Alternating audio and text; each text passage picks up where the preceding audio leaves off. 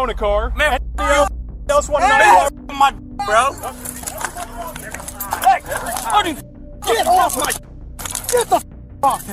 Stand up.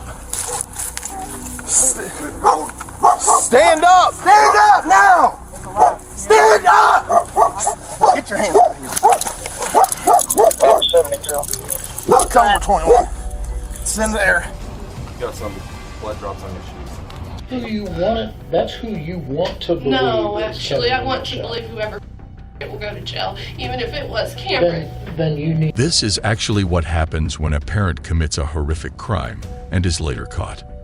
But let's not forget about a dad who crossed every line cruelly and went on to take the life of his own children. On June 15th, 2023, a mother called 911 and reported that her 3 children had been shot, but wasn't aware who did this. When the officers reached the scene, they were met by the children's dad, who seemingly showed some signs of concern.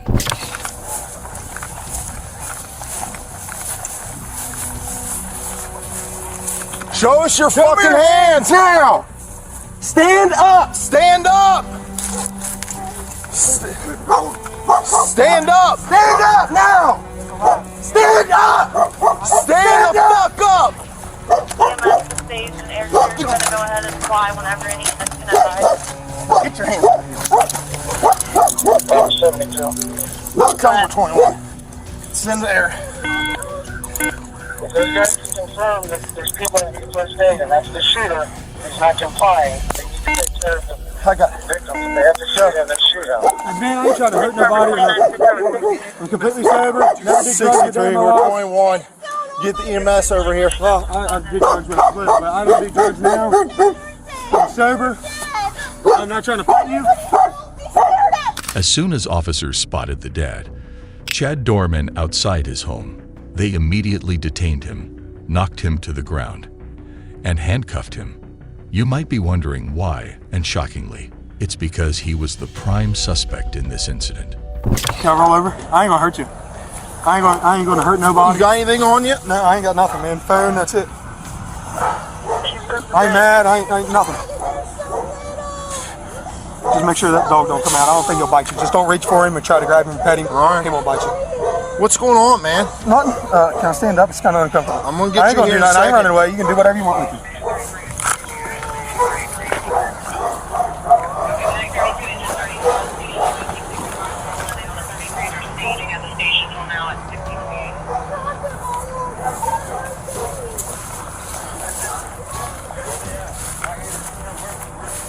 Here. You the only one else inside the house? What? You the only one else inside the house? Yeah. Sit down right here. My daughter, she ran over to the fire department. Sit down. It's my stepdaughter. Put him in the cage. This is Will. By now, the officers had no doubt that he was the one who had taken the lives of his own children. But even after doing something so horrific, Chad's face remained completely blank, not a trace of remorse. He stayed calm and went along with the police without any fuss. As more officers arrived on the scene, they all worked together to bring Chad down to the station for further questioning. You the only one else inside the house? What?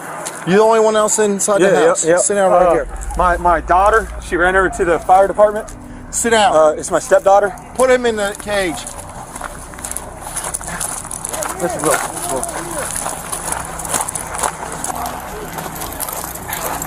This is Will. They're all being advised they've like 2 additional medics. There's also air crews flying, but they need an LV. The medic copy. Yes.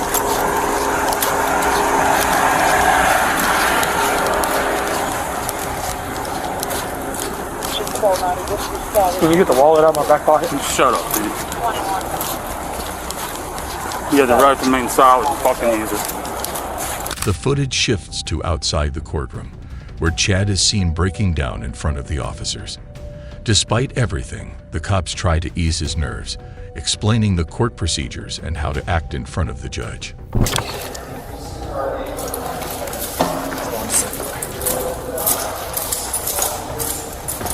Matter is before the court today for purposes of bond hearings. Counsel, you are here on behalf of Mr. Doerman.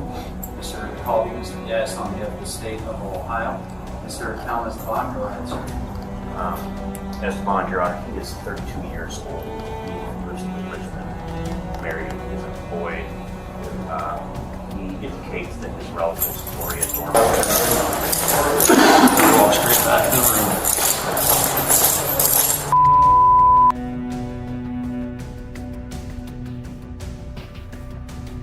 Turn to your left to face the wall.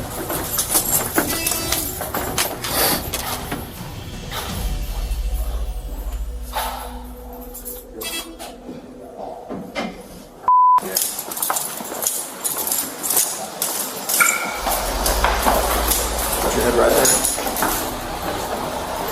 Bring your right foot back. Take your socks off while you're at it, please. I'll take control of stuff. Lift your foot back up. She's going to take your sock off.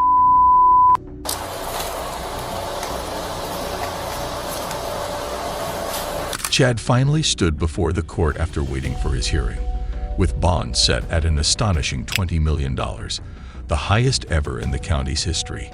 And it was really sad to know that court documents revealed that Doerman had been plotting the murders of his own children for months. What Chad did is utterly shocking, but what about a mother committing the same crime and later justifying it? Whether or not I failed her, as you said. On November 23, 2022, Cheyenne Hill showed up at Riley Hospital with her 18-month-old daughter, Ileana Plummer, who had a broken collarbone, bruising, a swollen head, and a brain bleed. The severity of the injuries prompted the hospital's children's department to call in the police for further investigation. We had a report made, let me pull the actual date, a few days ago for mom, who is Cheyenne Hill. Baby is, oh, you got all that, Ileana. So it was reported on the 17th that they were staying with Cameron Fleming and his two children, and the home belongs to Cameron, and that strong chemical drug-like smells were coming from the apartment, as well as marijuana. Cameron who? Fleming. And where does he live? It says 7 Maple Ridge, but we checked it out. That's not an apartment. So we got 5 from what we tried. But mom will be able to give us that. And then the child also has a babysitter, Michelle Morrow. And this report was for drug use. And then it also mentioned the child had lightened bruises on her face, and that it was said that she fell out of bed. And then we got a 2-hour today. The children's department told the officers that they had already gotten a tip about Ileana being assaulted nearly a week before she was finally brought to the hospital. But they were still in the dark about who did it. And you'll be shocked once you know. Mom had left for work and left the baby in the care of these people, and then the baby was unresponsive. And so they came here. And so now we're here. And mom's claiming that the baby fell out of bed? That's what she claimed initially. Of course, this child has so many injuries. You can scroll through. That's just what the nurses got today. The baby also has a brain bleed and a broken collarbone.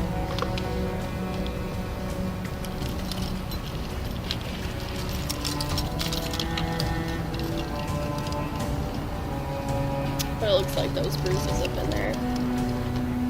What are these looking like to you? That looks like cigarette burns That's to what I me. was getting ready to say. That's what I thought as well. Officers were told that Cheyenne left her baby with someone and rushed her to the hospital when the child stopped responding.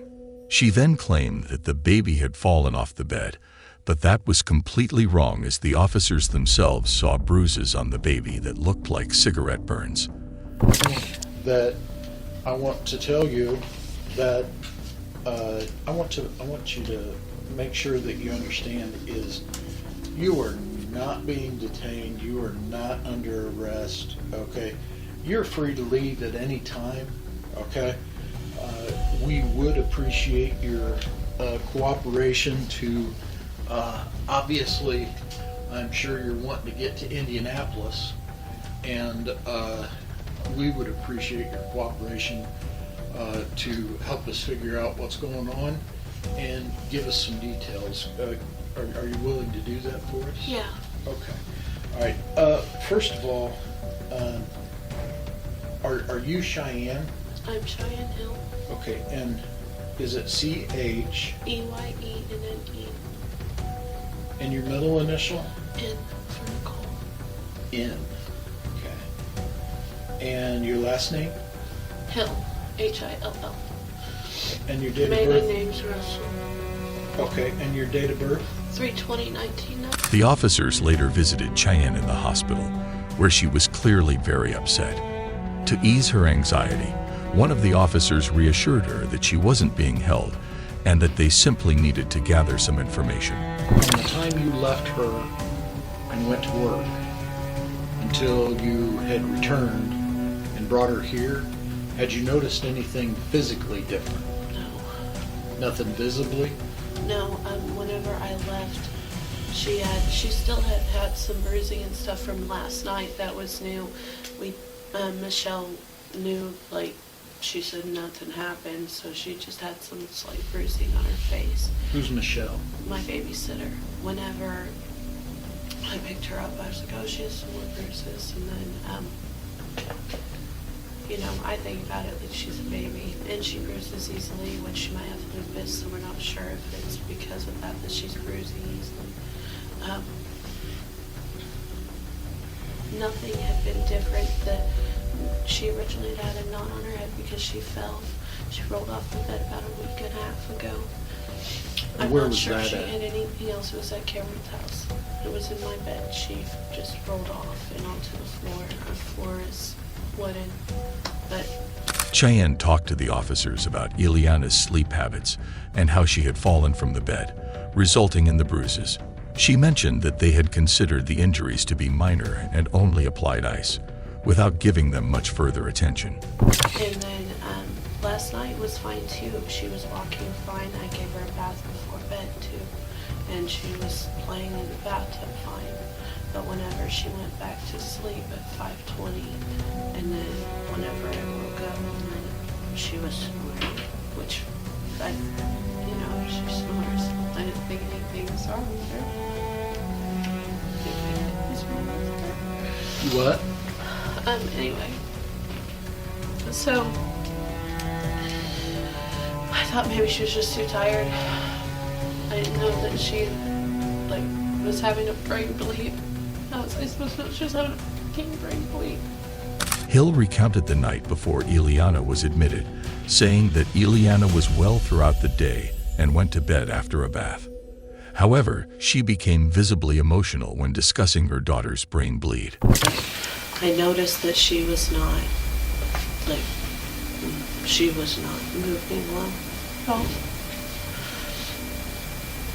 So I picked her up, and when I did, I put her clothes and her coat on her, and her blankie, and I grabbed her bag and I took her down. And when we got here, I noticed that she was kind of cold and did all this stuff here. Why didn't anybody just call 911 for an ambulance? I don't know. Just got my daughter and took her in. Okay. It's faster that way, I think. I don't know. I don't think about it like that. I just picked up my daughter and brought her to the hospital. Absolutely. Absolutely. The whole time she was fine until she wasn't. She showed no signs of brain bleeding or anything like that. She was walking. She can't talk, but she was fine. Cheyenne then told the officers about the moment she realized something was wrong. She picked Ileana up and brought her to the hospital. A report was made to the hotline, alleging mom had neglected her daughter.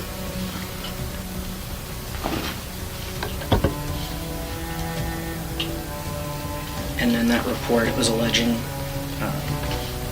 and she's already well aware of this because I had to meet with her on Monday, alleging suspicious smells coming from the nearby apartment home. That it is unknown which apartment the smells come from, but that mom visits the other apartments near her quite often with Ellie in her care. Cheyenne Hill mentioned was that you guys were leery because I locked the door to the bathroom whenever I cut Ellie's hair. Ellie's hair was falling out from what I thought was lupus. See, here you go again. Here you go again. At no point in time did I ever say or give any indication, nor did anybody else, that why would I care if you locked the bathroom door? As far as I knew, you were going to the bathroom. Because that's what Cameron said. Well, are you seeing a pattern here that I'm telling you about? I know Mom's picking up on it. And that is that you have a tendency to engage in this he said, she said, they said, this is what I heard deal. And, you know, Cameron may be on the up and up, and he may have honestly interpreted that I was, you know, questioning as to why the bathroom door was locked. But we also have, Cameron has problems remembering anything because of his parasite. And Cameron's really sick. I know. And he might just have trouble putting stuff together, because he really does. Well, he didn't remember that the one guinea pig had died, right? When Cheyenne saw that the officers were getting closer to the truth, she started playing the blame game, giving away many names in her defense. However, the investigator, knowing this wouldn't be an easy case to crack, called her out on it. I mean, there was weeks prior to her death that she had an obvious head injury. No, it wasn't weeks. What? It had only been a week. As far as I know, it had only been a week. She fell off the bed is what I thought happened to her. I didn't know there were weeks of head injuries. So The lump on her head, the hematoma, is what Cameron called it, was a hematoma.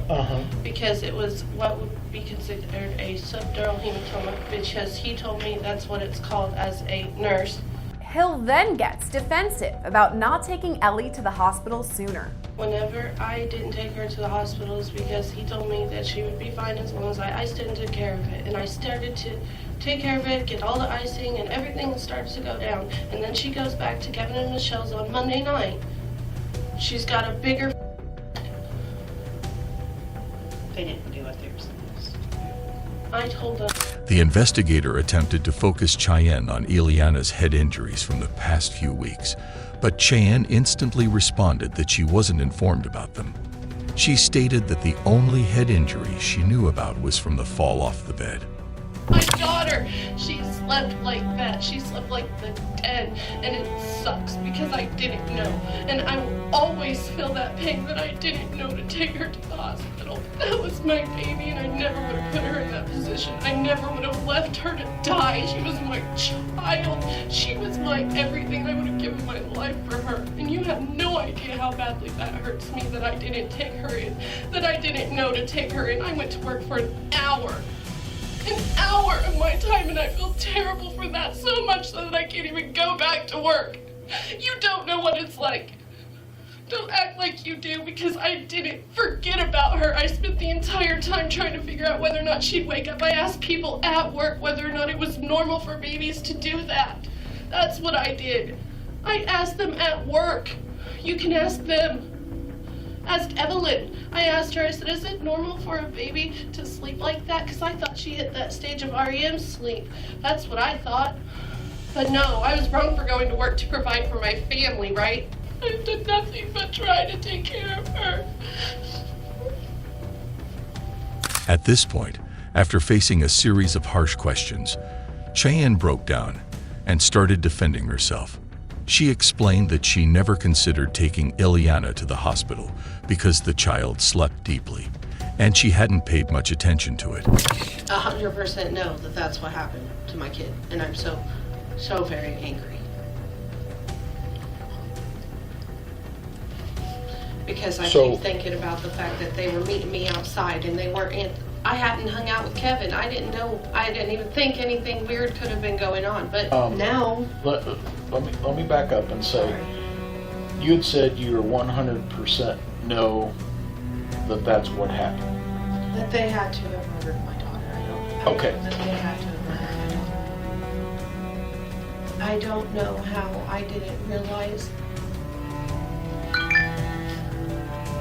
hate myself so much because I went to work.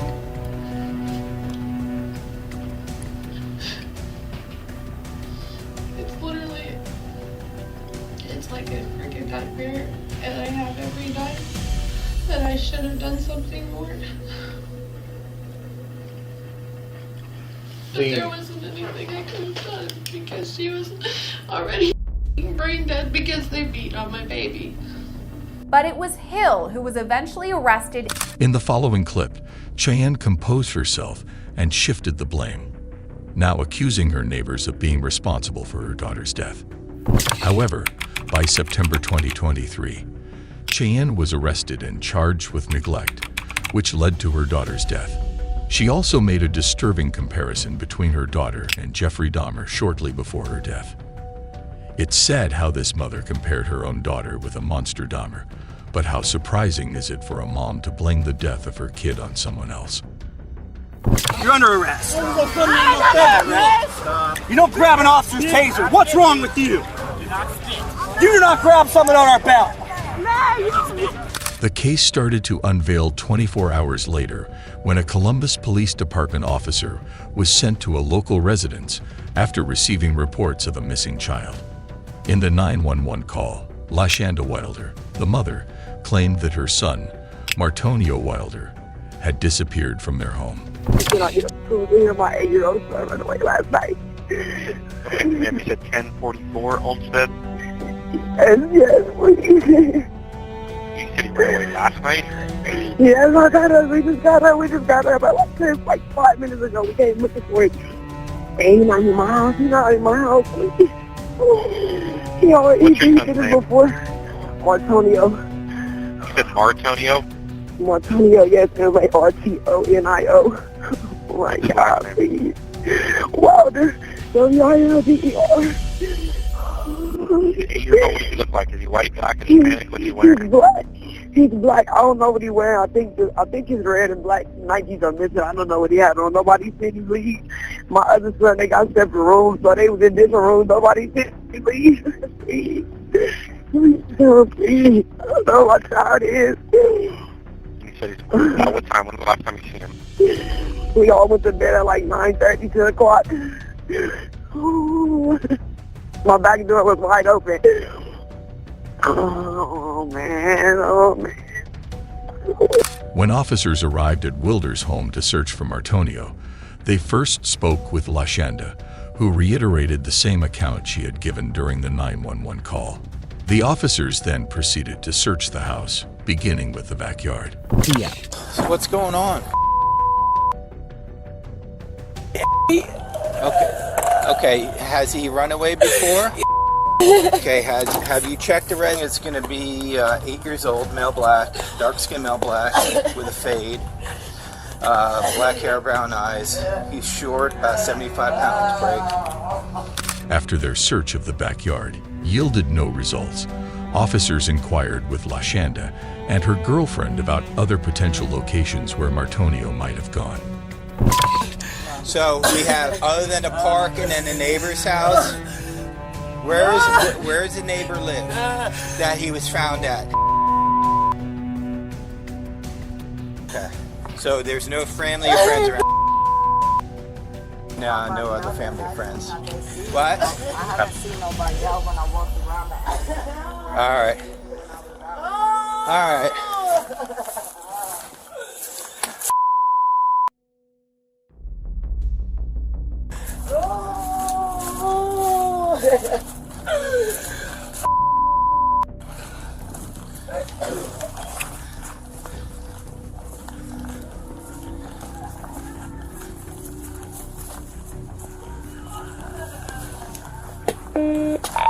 There's No force entry to the... As the officers were unable to find Martonio, the officers began a door-to-door search of the neighborhood. While none of the neighbors had information about Martonio, the search led to some unsettling discoveries. Have you seen him at all recently? No. No? Thank you. See him recently? No? Alright. No, he ran away. Hey guys. How are you? I want to see, you guys see this kid? Come over here. I want to see if you've seen him recently. Missing. Oh, it's a kid? Oh, Yeah, missing a kid. You seen him recently? He scared me. Is that the only picture? Yeah, that's the recent one. Have you seen him recently? Show that. No? Alright. He missing from what house? The yellow one right How there. old is he? 8. After initiating a K-9 search for Martonio, officers were surprised to find that Lashanda and her girlfriend had left their home without notifying them. A shocking discovery was made as police started searching the house, where they found Martonio's dead body inside a trash bag and sleeping bag covered inside her mother's attic. The next day, Lashanda turned herself in, and her girlfriend was taken into custody shortly after reaching out to the authorities. You Miss Lowe? Okay. I'm gonna put your hands behind your back, palms together like you're praying. I'm gonna detain you in handcuffs, okay?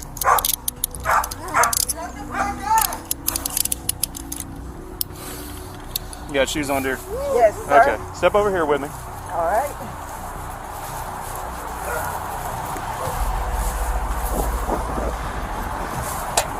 And you go right over here. We're actually gonna put you in here with these officers, okay? Okay. Hey, so here's what's gonna happen, okay? We need Miss Lowe's cell phone.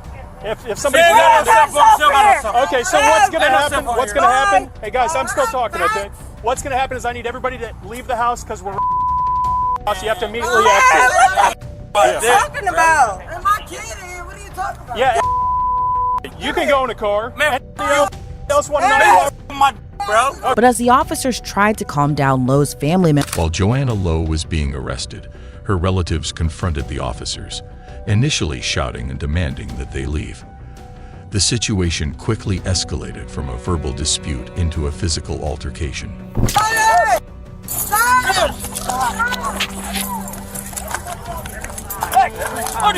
Get off my... Get the off! No! He ain't do nothing! Stop! He ain't do nothing! I got it! Roll over! Roll over! I got it! Put your hands behind your back!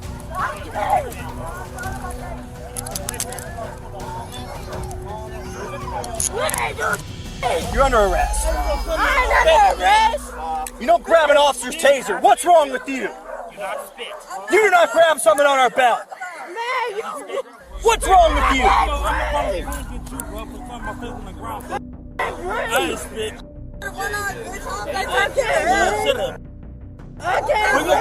We're gonna record that. It's on. She got anything else on her? Get your hands. Quit reaching in your pants. Get your hands out of your pants. I can't breathe. Joanna's relatives were detained for their conduct, handcuffed, and placed in the back of a squad car. In contrast, Joanna remained very cooperative with the officers. They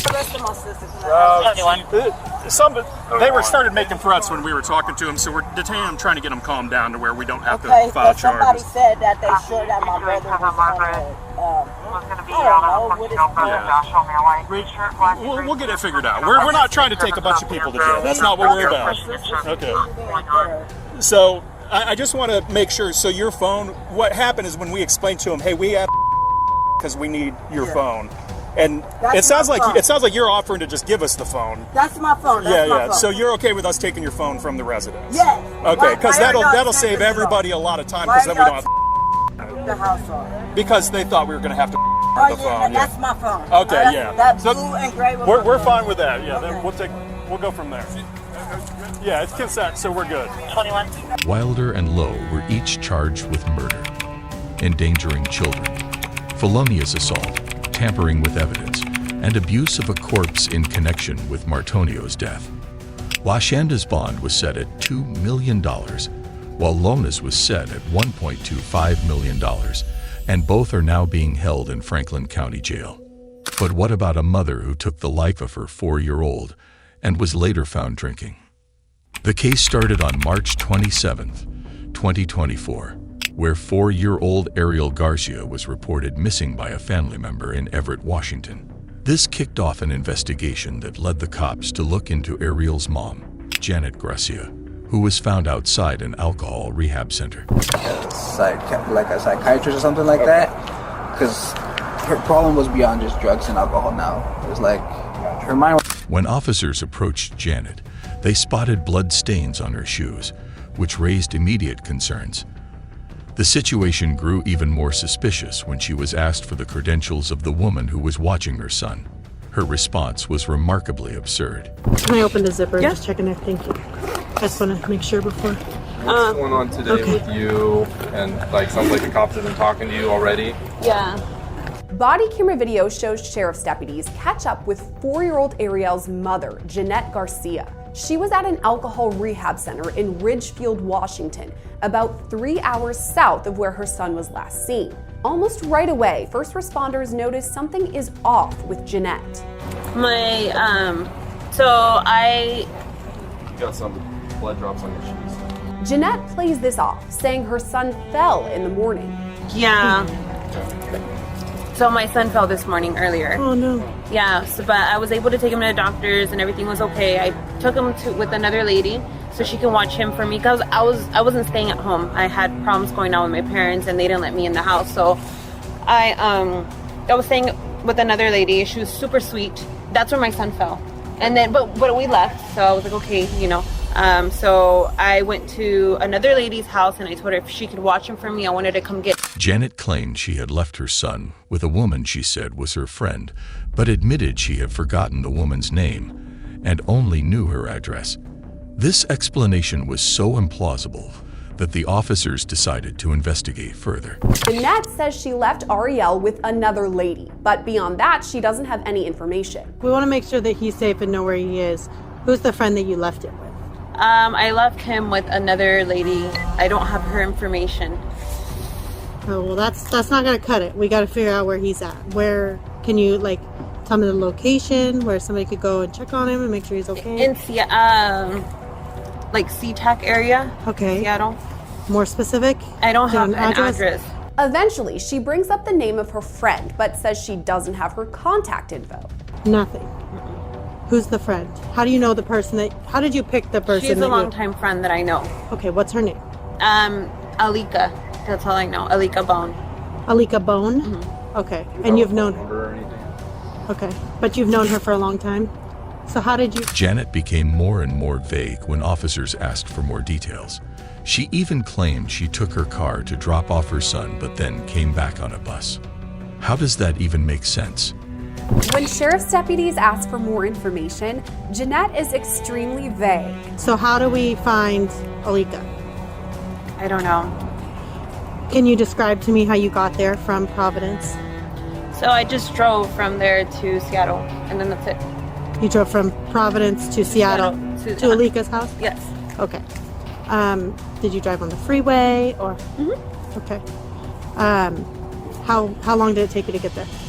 Like 2 hours. 2 hours. And what car were you driving? My car. So just like 1 hour or so. And what kind of car do you have? I have a Nissan. Okay. Where's that car now? I don't have it with me. Okay. So. Where's it at? I left it at her house and then I came over here on the bus. Okay. You left it at SeaTac? Mm-hmm. Okay, what, do you remember what exit you took? I don't know. First responders then asked Janet about the timeline of events one more time. So just to clarify, you go from Everett to the hospital in Everett, you get him checked out, you drive to your friend in SeaTax, you leave the car there. At this point, the officers were fed up with Janet's inconsistent stories. And when the sheriff confronted her, Janet abruptly changed her statement and provided the officers with her friend's address. And you don't know where he is? Yeah, no. So you do know where he is? No, I know where he is. I know where he's at. Tell me where he's at. I don't have the address for him. Okay, how can we find the address for him? I don't know. Did you put it in your phone? No. To get there? Okay, Alika, you know where your son is because you're a mom who loves her son very much, and you didn't. I'm not Alika. I'm Jeanette. I'm sorry, Jeanette. Yeah. Alika, you took him somewhere, and you're going to go back to him, and you know where he is. So tell me where he's at, so we can make sure that he's okay or what's going on. So he's not. I mean, he's there. He's with her, but tell he's me not how with to me. go check on him. I can give you an address. Okay, what's the address? I don't know. You have to write it down. Okay, I can do that.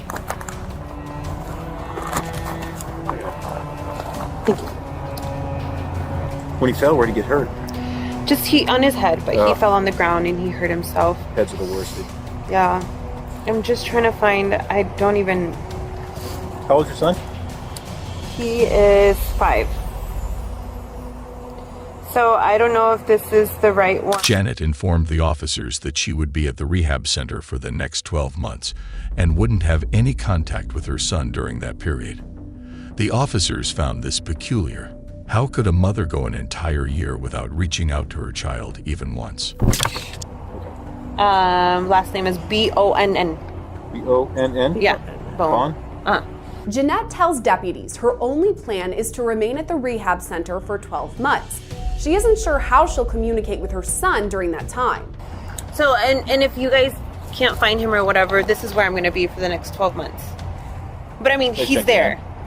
How did you guys discuss that you're obviously gonna communicate with him still, you want to check on him right. and all that. How are you guys gonna communicate? Well, I'm not gonna have my phone. I'm not gonna use my phone because Okay. I'm gonna be here for the next 12 months. Okay. So if anything, I don't know what else. Okay. That's it. You didn't discuss that with Alika before you left? Yes, I discussed it with her. I'm gonna be here for 12 months, and then, but before that, like I don't speak to my parents or anything like that. The officers made an effort to make Janet feel comfortable, knowing she was an alcoholic and wanting to avoid any drama. They inquired about her history with alcoholism, which Janet discussed openly.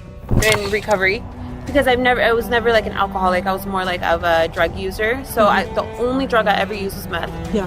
And I used it for roughly like 4 to 5 years. Okay. I came to finally get clean on and off, Yeah, right? sure. I tried it one time, and then years passed, and then I do it again, and then Right. years passed. Sure. So I'm here now. I did a full year of recovery, 11 months. And then I did my second year, like coming back and like, doing the group and stuff like that. So 2 years. This is my 3rd year clean. I started drinking a lot because I was like, okay, I'm not a drinker. I was a drug use user. drugs, so Right. alcohol's okay. So alcohol's fine. I'm like, it's a socialized thing that everybody does. I'm going to go out, I'm going to have dinner, I'm going to do this. Well, I drink to the point where I can drink a whole bottle of just like liquor. So I'm like, now I'm an alcoholic. Gotcha. So I started to have all kinds of problems, and then now I'm back here hoping I can get clean again. It just depends. Well, I'm glad you're in a space where you feel safe, that you feel like that can work for you. I hope it does. Yeah. Again, first responders ask about 4-year-old Ariel's injuries. He jumped from the... The officer asked Janet again about her son's injury to keep the conversation flowing. Janet's lack of sympathy for her son made even the officers present feel uneasy. For when you walked in, like, can you describe to me when you walked in what it looked like? Just the hospital. Just the hospital. Okay. But can you describe, like, when you walk in the door, where was the check-in? In the front, like I walked in, as soon as I walked in, the front desk was checked in right there, and I said my son had to be seen for something, and then his name and everything. Okay. And that's You're it. going like this, so you wrote it down, or was there like a check-in thing? Or? There was a check, all right, but I think they checked me in. Okay. Yeah. So you didn't write anything on it? Okay. Have you been there before? No. No, that was your first time? That was my first time. When you checked in the desk, was it just an open desk, or just an open was it behind did they have like a glass wall, or? Just an open desk. Okay. Is there a lot of people in there? That's why you didn't want to wait, because it was too long. Do you think he needed stitches or anything? No, he's fine. Okay, you didn't remember where his injury was? Is it front, side, back? Do you remember? It's the side. It was the side. Definitely one of the sides that you recall? The front, yeah. Okay, front. You're kind of pointing above the eyebrow.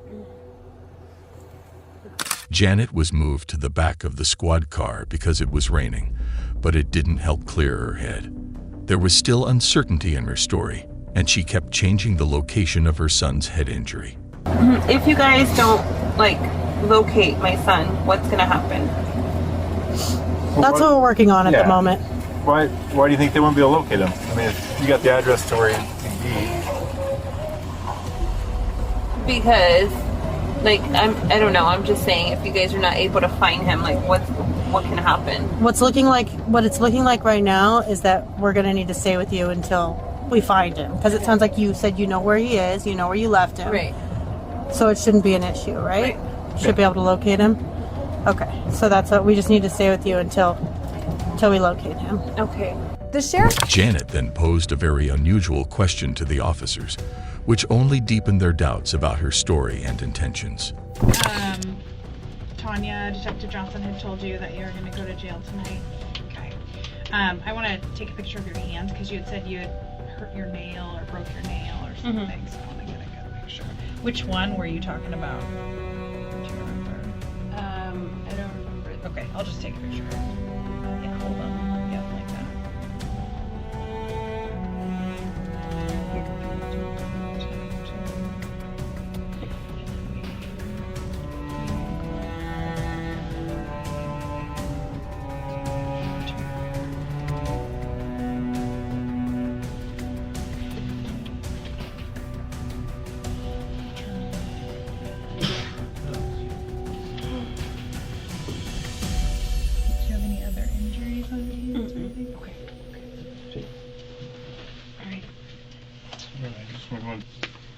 Janet was moved from the Clark County Jail and booked into the Snohomish County Jail on charges of first-degree murder and assault of a child.